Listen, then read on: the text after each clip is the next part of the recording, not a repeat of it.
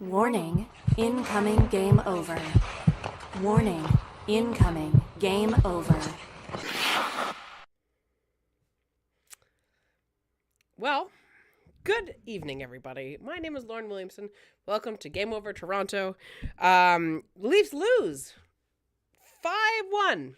Not quite as bad as 6-2, but somehow in the devastating loss that they suffered in October, they managed to score more goals than they did in this game. You are at Game Over Toronto. If you are watching, thank you for watching. If you are listening, thank you for listening. Make sure you hit like, make sure you hit subscribe, and make sure you tell at least one of your other Leaf fan friends about our network. So we're going to talk about this, another late starting game on a weeknight, which is lovely, especially when they play the way that they did tonight.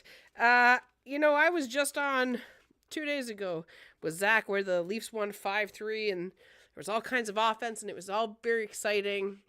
And for the majority of tonight, on paper and I'm positive on the deserve to win a meter, the Leafs were objectively the better playing team. Having said that, it's very difficult to play a team that is heating up right now because Columbus is heating up, despite the fact that no one expected them to, and despite the fact that at the beginning of the season, based on some things that happened over the summer that were very awful, we were all, I think, as hockey fans, expecting the Blue Jackets to take a step back. And instead, they are now in a wild card spot. I mean, I know that there are 6 teams within, I think, 2 points of each other, and that are all battling for a wild card spot. I know that there are still over 30 games for every team to go, but you would hope for a team like the Leafs that is so offensively minded, that has such good hockey IQ, and all these great buzzwords that they love to use, which, for the most part, are true. When there's a game like this tonight, just in the first period, it felt like one of these games. It's been a little while, actually, in my opinion, since the Leafs had one of these games where they get a lot of shots, they do some very good things defensively and offensively, and it just doesn't go their way, and then they allow a bunch of really bad goals. Some of that is goaltending. Some of that is other players, both forwards and defense, missing their assignments. Lots of puck watching tonight that led to goals. There was a lot of nothing in their own end that they were really able to defend against. There was more than one goal that was scored within 4 feet of the net where the person simply missed their assignment. There was a player's first hat trick, which is very exciting. His whole family was there. It looked like a wedding reception's worth of people. Congratulations, Adam Fantilli, on your first hat trick. Delbel Belou's getting his first NHL goal. Again, very good for the Columbus Blue Jackets. And for the Leafs to not be able to capitalize on a team that is missing Sean Monahan, Cole Sillinger, and also was playing their goalie, who this morning at practice was injured and was straining. For the Leafs to only be able to score one is not the kind of offense that we were hoping to see, and that we were all hoping they would be doing better on. Because the last couple of games, there have been a lot of really good opportunities that they have been able to bury, and tonight it just didn't seem to go their way. Al, I saw that you already said that they got goalie. I don't even think it was that. I think that they did get a lot of shots, but I'm going to go ahead and say that while they got a lot of shots, how many of those would you actually consider were high quality or high chance? I mean, they did get a couple of really good, especially in that first period. It really felt like they were a hair trigger away from tying it up. And they just weren't able to bury the aerials of the puck that have been going our way the last little while.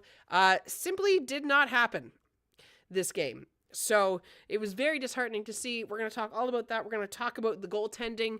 I got some stats that I'm going to throw up on the screen a little bit later. And we're going to talk mostly a lot about, we're going to talk about the Knies injury to start, and then we're going to talk about goaltending, and then we'll talk about the Leafs struggling to produce offense there at the last segment. Please make sure you hit like, make sure you hit subscribe, make sure you do share this with another one of your hockey friends. And before we get into the show tonight, we're going to talk a little bit about Hyperdrive Hockey. Shift into Hyperdrive and get ready to have some fun with your new source for all of the biggest stories in hockey bringing a unique style of broadcasting and commentary with a Quebecois flavor. Hyperdrive Hockey combines top-tier hockey analysis, big stories, pop culture, and a damn fun atmosphere that will drive debate and make you think and more. Join Max, Daphne, and Kevin every Tuesday and Friday for your fill in the hockey world. You can watch on YouTube on the Game Over Network, which is down below here, or you can subscribe to the podcast on Apple, Spotify, Amazon. You can also head to the website, thegameovernetwork.com. There you can find all the information about our shows, not just in the Toronto market, but in all of the Canadian markets. So maybe you know people that aren't Leafs fans, but maybe they have the unfortunate reality of being a Habs fan or a Sens fan. Or maybe you know a Jets fan that loves nothing more than to beat you. Either way, we have a show for you, so please make sure you go check that out. And let's get into this game. Now, like I said, the Leafs. Let's start off with the fact that the Leafs got a power play, 2 power plays, and a 4-on-4 in the first period. They do not have to do any penalty killing, and they still leave the first period down 1-0. Now, the shots at the end of the first period were 15-8. So, again, pretty decent. Considerably better than a lot of their games recently where they haven't been getting a lot of shots, but they've been winning games. Tonight, there was a flurry of shots, none of them particularly dangerous, except for, the occasional breakaway that was saved by Merzlikins. There was a whole lot of nothing, it felt like, for a lot of this game in terms of offense. There was a lot of time that the Leafs were spending in their own end where they were defending against Columbus to the best of their ability, and Columbus was still getting through and making good on their chances where the Leafs weren't able to. Columbus did a heck of a job defending the middle of the ice tonight. They had unbelievable reads on every play. They had good sticks the whole game. There's a reason that they're fighting for a wild card spot, considering that they started this season below the cap floor because of what happened to Johnny Gaudreau over the summer. But regardless, that is a team that, again, on paper, you should beat. They are fighting for a wild card spot. This is a team that historically has not been great for the Leafs to play against.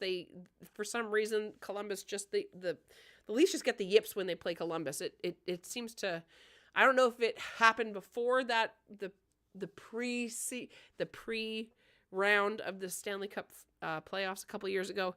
But ever since then, Columbus has been just absolute kryptonite for the Leafs. And you could say that it is goaltending, but I think so much of it is just psychological. And tonight was another night where the Leafs really, really, really, really struggled to produce any kind of offense. And so, again, they get a 4-on-4 to start the game. They get a power play 3 minutes in. There was a hooking call. The first unit got 68 seconds. They couldn't really produce anything. The 4-on-4, there was a really great play, a great read from Knies, where Timmins got a very good shot. Willie had a really great breakaway, but again wasn't able to bury. Gets killed off. And then there's a Werenski trip at the end of the first period with 6:18 to go. The Leafs had no hustle on that power play, no hustle. There were bursts tonight where the Leafs, where a couple of players had little speedy breakaways.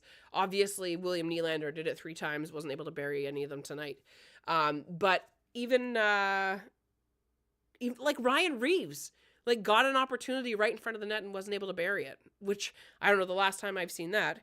But the Leafs on that second power play just had a terrible time trying to create any offense. There was essentially the entire second power play, the unit 1 had no hustle, and then when unit 2 came on, OEL and Morgan Riley just played monkey in the middle and didn't take any shots. And Domi's on the ice, and that's great, and they did nothing. And Nick Robertson is on the ice, and that's great, and they pass, and they did nothing. That second unit got completely shut out in that second power play. I'm glad to see that they're at least trying to have 2 units. But I think that the juxtaposition of having 5 forwards on one and then having 3 forwards and 2 defensemen on the other, and the defensemen are Morgan Riley and OEL, who historically are not the most defensively minded pair. Adam Fantilli gets a shorthanded goal. There's 4:20 to go in the period, and Hildeby got like a little bit of it. Like he went like this and he just barely tipped it, which I was always taught when I was growing up and playing goalie that if you can get a piece of it, it means you could have gotten all of it. And he just wasn't able to get it. Adam Fantilli gets all kinds of excited. I mean, he's from Ontario, so it was famously known that he wanted to go to Columbus before he was drafted. He got his wish. He got to go. And he has made the most of it every time he's come back to Toronto. And so they go into the end of the end of the first period, down 1-0, still a very winnable game. The shots were 15-8 for Toronto. And then Corelli gets a holding penalty right again to start the second period. And again, the second unit was just playing keep away. Mitch Marner had a really great opportunity and just completely whiffs on it, and it goes the other way. They get a change, and the second unit just plays keep away the whole time.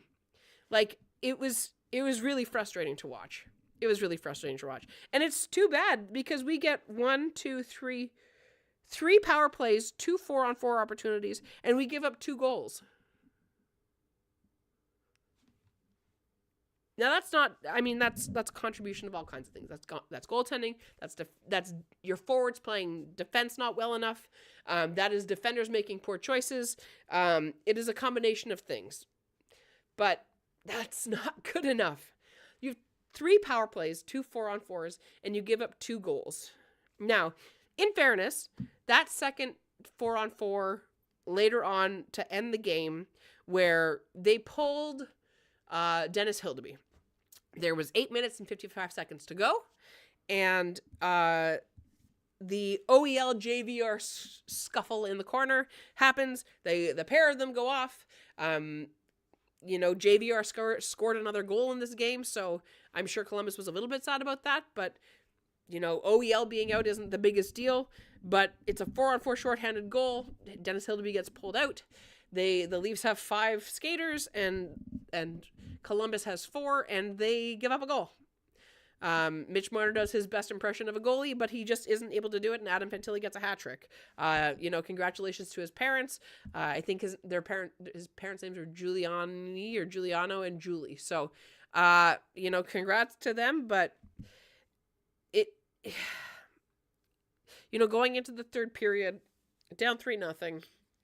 I mean, like last week, the Leafs did that and then won the game. And so going into the third period, I was doing my best to be optimistic and to say, you know what? They did it last week. It hasn't happened as much this year where they're always in it. But it felt like tonight, because they had so many shots, maybe they could get it going. And they just couldn't. Austin Matthews gets, the goal to break the stalemate and to actually get them on the board with 10:38 to go. I mean, again, I have been in Maple Leaf Square when they scored 3 goals in 8 minutes, and it meant that they lived on past in the Tampa game in the series 2 years ago. Like, I was there. It was rare. I remember it. And the Leafs get with it. They make it 4-1, and then, less than 2 minutes later, there's silliness in the corner, and they give up a shorthanded goal. And it was a bummer because, again, at that point, the game is still winnable. You get on the board, you're 3 goals away. It could happen. Crazy things have happened. But instead, they get scored on, and that's the way the game ends. The more the game went on, the less notes I took, so my apologies for that. My last 2 notes were literally Columbus crazy good sticks and just unbelievable reads. They did a really good job of shutting down the Leafs, and that's why I don't think it was just goalieing. I think it was just Columbus played a really good defensive game, and the Leafs were not able to play their way out of it. They were skating like crazy, and they were making some really poor choices with their stick handling and trying to be too fancy, when I think what the game needed was short, quick, fast, direct, and accurate passes. There were a number of passes tonight that were just a step behind where they should have been, and it led to, Columbus getting in the way and getting in the way of the puck going through and stopping the play and stopping all the momentum. It was really rough. So that was the most part of the game. Really quickly before we move on to the second period, we're going to talk just momentarily about Matthew Knies. With about a minute 30 to go in the second period, he got into a collision. He went to lay a hit just right by the neutral zone, essentially. he got the brunt of his own hit. He essentially flipped over, ended up on his side, and then the ref kind of half fell on him. He landed kind of on his elbow, and as somebody that has snowboarded for a long time, I imagine what probably happened is when he landed, he might have just jarred his shoulder up into the socket, and it must have been really uncomfortable, because nothing else in that play looks like it could have been hurt enough to not let him be back in the game. It wasn't like he got hit in the midsection. It didn't look like he broke any ribs. It didn't look like he hurt a wrist or anything. It was just when he landed on the side like that. I mean, sometimes Matthew Knies is not a small player. He's like 6'4" and 220. So when you have that much weight falling and the top half falls on your shoulder, it can be tough on the socket. So hopefully he just takes a couple days. I mean, the Leafs don't play till Saturday, and then I think they get another 2-day break. So that will be nice for them. There's a little bit of a lull in the schedule right now, which is great, because essentially for the last 5 weeks, basically for all of November, 6 weeks, considering how far into January we are now. Geez. It's been a very condensed schedule, so they'll get a little break. It'll be interesting to see what kind of injury reports we get based regarding Matthew Knies, and if any other players that have been injured so far this season and have been working at coming back, like we talked about on Monday. So Stolarz, Yarncrook is skating. We don't have any update on Pacioretty, but he was put on injured reserve retroactive to January 18th, so the Saturday game. It'll be interesting to see if in the next, week and a half, if any of those injured players that happened so far or earlier in the season make their way back. But really quickly, let's make sure you hit like, make sure you hit subscribe. We're going to move into the second period. Before we do that, I really quickly want to talk to you about our Patreon. If you're looking for ways to help an upstart media company employing over 30 young journalists and analysts across Canada, if you have a few spare bucks kicking around, if you head over to our Patreon page, it's down here at the bottom, at patreon.com/The Game Over Network. There you'll find multiple tiers featuring different rewards and goodies for helping us grow. There's extra access, exclusive looks behind the scenes, Discord benefits, merch discounts, opportunities to give us feedback and help us join on special shows live where you can interact with the hosts like us, like me. And as we launch more and more, you can help us improve our experience. You can give us input on what we can do to make this show that we love so much better. So if you're not able to spare a few dollars, that's okay. We have a free tier, so you're welcome to go and do that. If you never donate $1, that's okay. You just being here with me tonight, you're looking very well, by the way.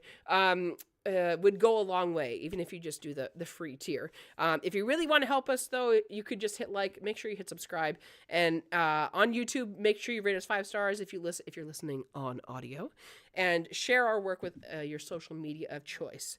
Again, that's patreon.com/The Game Over Network for all kinds of fun goodies. So let's talk about one half of the equation tonight, and let's talk about the goaltending. So I made a thing. I'm going to bring it up in just a second. And we're going to start with most recent memory. Now, tonight, Dennis Hildeby saves 15 shots on 19 attempted shots by Columbus. I'm not going to count the empty netter against him because he wasn't frickin' there. But a .789 save percentage for Dennis Hildeby, who, and this is where the magic is going to happen, has struggled. Now you can see over here on the right-hand side of the screen, I've got the last 5 games. Tonight was Dennis Hildeby's 6th start in this season. So this is his entire season so far. You'll have to forgive me, the top of this is cut off. That is the website's fault. That is not my fault. My apologies. But looking back, we can see that his last 3 games was an .889 and a .938 and another .889. Just before that, an .842 and then a .913. So on the games where he has been good, he has been pretty good, pretty well above average. But on the games where he's been bad, it is it's not like, oh, it's a 901 and we're losing. No, the games where he's bad, it is bad. I mean, that game against Buffalo, they scored their way out of. They should have lost that game on December 15th. They deserved to lose that game. I did the game over after that game, and they did not really deserve to win because they were so lackadaisical on the defensive end. They did not play well in front of Dennis Hildeby, and that is not his fault, but they won anyway. But tonight, 789 against Columbus, against a team that does not have their top two scorers in Sean Monahan and Cole Sillinger. Don't get me wrong, I know they have Zach Werenski, but he wasn't even really an impact player tonight. He played very well defensively, but he wasn't the one that sank the Leafs, that ensured that the Leafs couldn't outscore the Blue Jackets. It's going into the season, and even last season, we were all calling for Dennis Hildeby. We all wanted to see him. And granted, part of that is just because we assumed that being 6'8" would mean that you were an automatic shoe-in for a lot of goals. But tonight, there were a number of times where he looked awful small in that net. Like Jonas Johansson, in the game on Monday, Jonas Johansson, when he saves that Michigan goal against Austin Matthews, he took up a lot of the net. And tonight, Dennis Hildeby, even though he's able to literally put his pads flat on the ground, side by side, and go from bar to bar, post to post, there's a lot of empty space in that net behind him. And maybe it's just because we have been blessed with having Joseph Woll so far this season, and Anthony Stolarz, even though he hasn't played in well over a month now. There is a lot of time now where when I'm watching our other goalies, so whether it's Matt Murray or Dennis Hildeby, do the flurry, not Marc-Andre Fleury, that would be great. No, the flurry across the net because they don't know where the puck is. The scamper, the panicked shuffle, the panicked, oh God, where am I supposed to look? And Joseph Woll doesn't really do that. Even if he loses sight of the puck, he always looks very calm. Even if he isn't calm on the inside, he always looks very calm. And tonight, Dennis Hildeby did not look calm. He looked flustered. He looked overwhelmed. Now, having said that, the defense in front of him was not playing particularly well. Jake McCabe missed a really bad assignment that led to the second Fantilli goal where he got, or the Delbill Belou's goal. He tried to cut across. He essentially gets a breakaway, and he isn't able to stop that one. That's the other goal that I wish that Dennis Hildeby would have saved because, I mean, Morgan Riley sort of takes it a little bit, but it's a clear shot. There's no one in front of you, and it just gets past Hildeby. And I don't know if it's just because maybe he's playing too far back in the net. I know that Woll plays very aggressive, and so does Stolarz. Stolarz is not afraid of leaving the crease and getting pretty close to the skater and then backing up into it. Hildeby just didn't seem comfortable making those kinds of moves tonight. But we can't play the guy that has been the main star, Joseph Woll, every night. Now, I did a thing. Right here is Joseph Woll's statistics in his last 5 games. So we can see the game against Tampa Bay, he was a 900. Montreal was a 914. He had a rough game against New Jersey, but they still won. And then the 2 games before that, the Dallas and the Carolina game, I mean, we know how well those went, right? That was the last 2 games or 2 of the games in the really bad losing streak. And so it don't get me wrong. Not every goalie is going to have an above 900 save percentage in every single game. But if we look at the statistics between Hildeby and Woll, here's Hildeby, and this is Woll. It's just a noticeable difference. Now, when we look at this, if you look at this tomorrow, this will be different because this will have the 789, which if you look at that in the last 5 games after tonight's score is inputted, he has 1 game above 900. Now, that game is pretty good. But these other games, oh my gosh. Like, it's starting to become it's like there's this little parasite, this little seed of doubt that's been planted in my mind. And the more time passes, and the more games he plays, the less sure I am that Dennis Hildeby is who we wanted him to be. I think we were all hoping that maybe he would be like similar to Joseph Woll. We let him marinate for a long time. And maybe that's our fault as fans. I mean, Joseph Woll was drafted the same year as Austin Matthews and Mitch Marner. Same year. Right? The difference is that Woll had time to marinate, and Hildeby's only been in North America this is his 2nd season in North America. So to some degree, is it entirely his fault? No. But the more time goes on and the more you look at these numbers and the more you think about the way that the team has played in front of him, the less confident I am that this is somebody that, if Stolarz gets hurt, that you can play as the backup. Don't get me wrong, I know Matt Murray has his faults, but 842, 889, 938, 889, and 789 is not the kind of trend that we want. And so it'll be interesting to see. Now, I talked a little bit about the fact that Dennis Hildeby is the backup right now because Anthony Stolarz is hurt. Well, let's look at his last 5 games. Okay? So this is Dennis Hildeby's last 5 games. So, big difference here. In the last 5 games that Dennis Hildeby played, the game against Anaheim, he was an 875, against New Jersey at 974, against Washington a 920, and against Chicago a 964.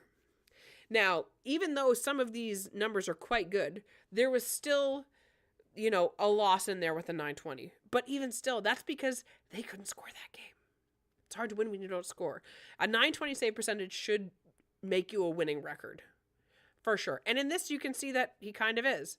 Now, if we're going to meta brain this, it's only fair to remember that when he comes back, he's probably going to take a couple games to really get back in the swing of things and be the Anthony Stolarz that at the beginning of the season was just a nightmare for other teams to score against. The good news is he's skating. The good news is that this, Dennis Hildeby, is not going to be the backup for much longer. I mean, the timeline for Stolarz to be back was 6 to 8 weeks. His last game was December 12th. Now we're January 22nd, which means it's been 40 days, which means a week from now it'll be 47 days, which is just 2 days short of 7 weeks. So right in the middle. So we're just at the beginning of the window where he would be able to come back. And if he comes back at the 6 weeks, then great. But I do think, and just based on how he played tonight, I do think that Jake McCabe was rushed back. He doesn't look quite ready. He made a couple plays tonight that were not a great decision. There was a really bad play at the Leafs blue line where the puck should have gotten out and it didn't, and McCabe ended up back in the zone and everything, and he just looks like he's not entirely right yet. I trust that he will get there, but I don't want them to rush Stolarz back. I would rather keep trying to use Joseph Woll as sparingly as possible and trying to play better. This is what I would want to focus on. Trying to play better in front of Dennis Hildeby, because the Leafs just have not been playing well against Dennis Hildeby so far this year. And I don't know why. Maybe it is. I mean, we know that back at the beginning of the season when Woll and Stolarz were both healthy, that, and let's these are sad numbers. Let's bring up Stolarz' numbers. This is a happier thing to look at right now. At the beginning of the season, statistically speaking, the Leafs played better in front of Joseph Woll than they did in front of Anthony Stolarz.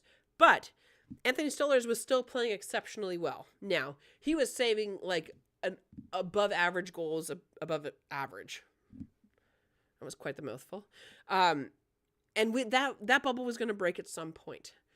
But it seems like there's this dichotomy where the Leafs are having games where they're able to outscore their problems, but now there's a lot of games starting to happen where the Leafs are not able to generate any kind of offense.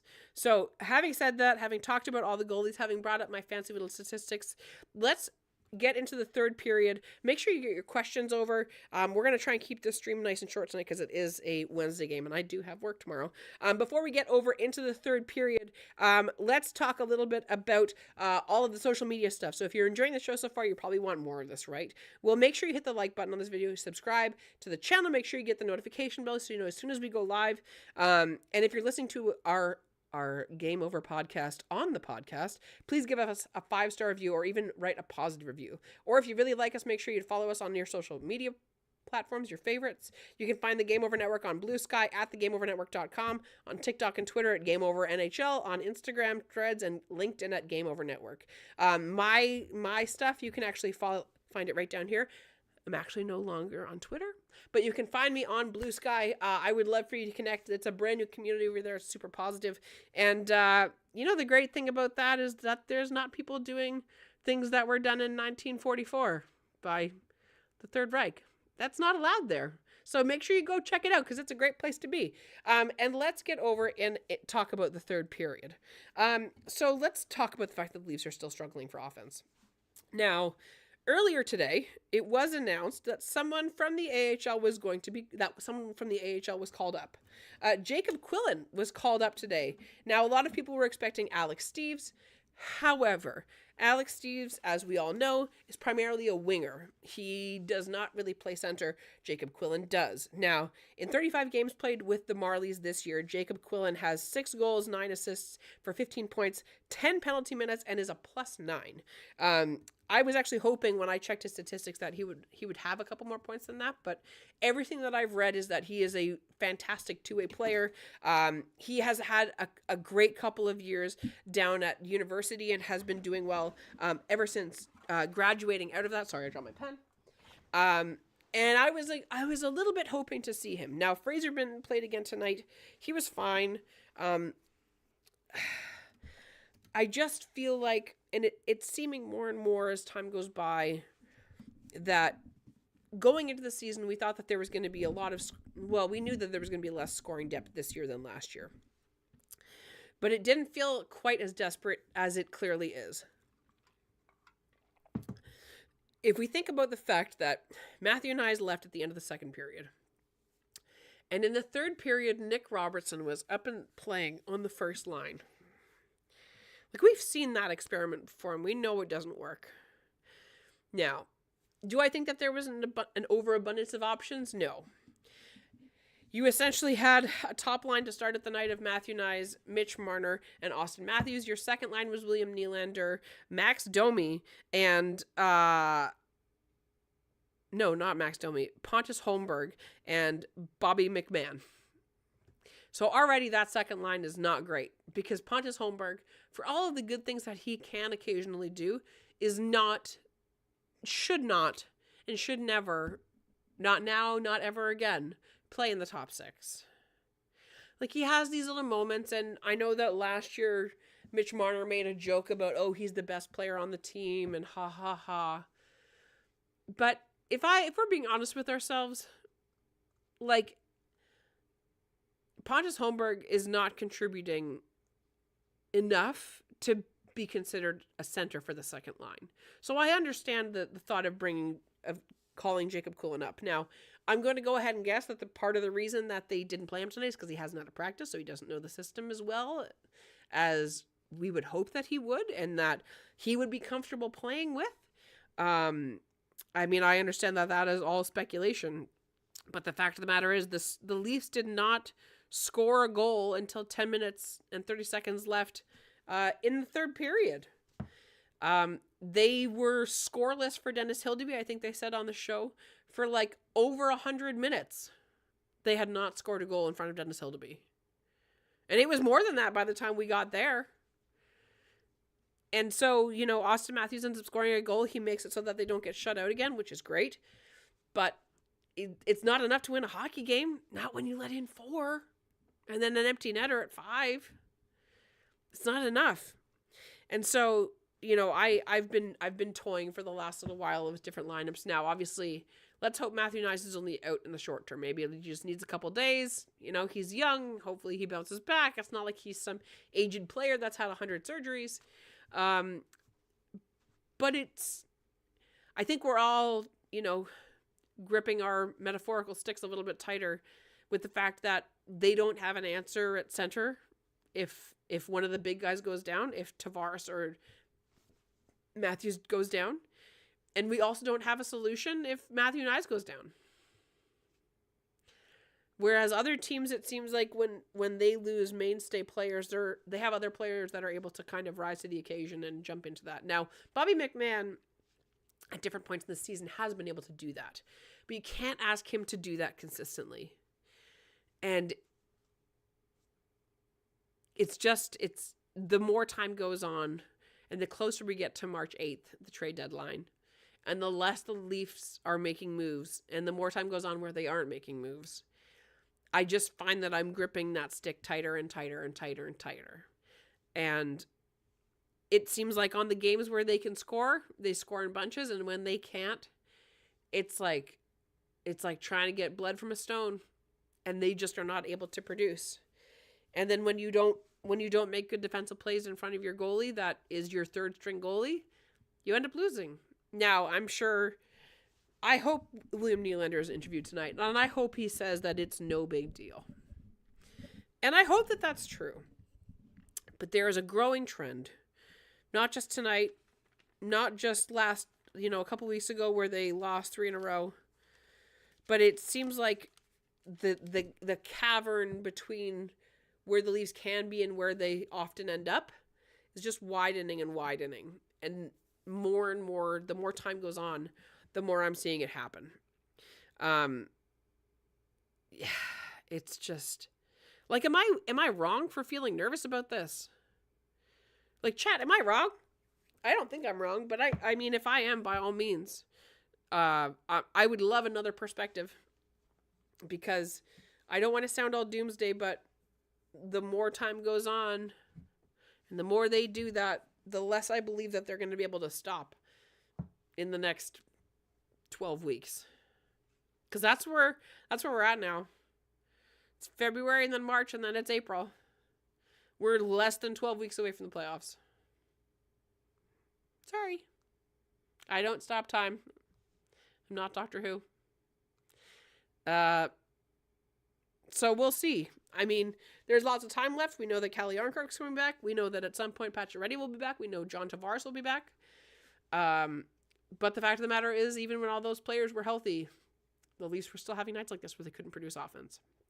So we will see what the solution is, if it's in-house or if it's not. Make sure you get your questions in. We're going to head to the overtime period here, honestly, because this talking about it is just making me sad. So let's get over into the overtime period. Make sure you hit like and subscribe on the stream. Again, I can see there's a couple people. If you could do me a favor, I would really appreciate it. I would really appreciate it if you could hit like and subscribe.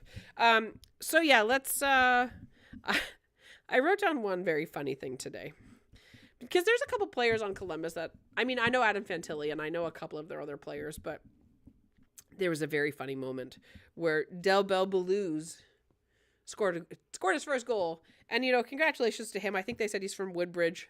Great. Congratulations.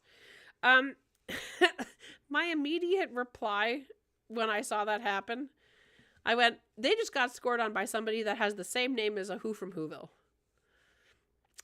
And they just couldn't stop it. Dennis Hildeby could not stop it. Scored on by a Who. It's very disappointing.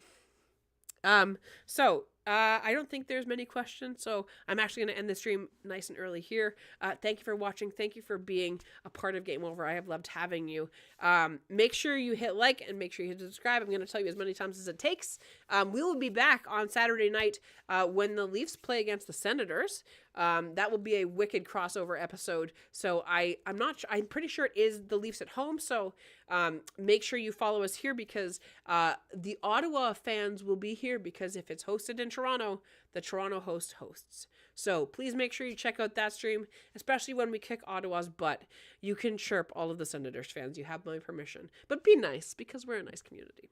So for one last time, this has been Game Over Toronto. Leafs lose 5-1 to Columbus. They lose the season series and allow 11 goals while only scoring 3, which is a difficult way to play against a wildcard team. So I hope you have a better night than the Leafs did. Have a great rest of your work week, and we will see you back here on Saturday night. Have a fabulous evening, everybody.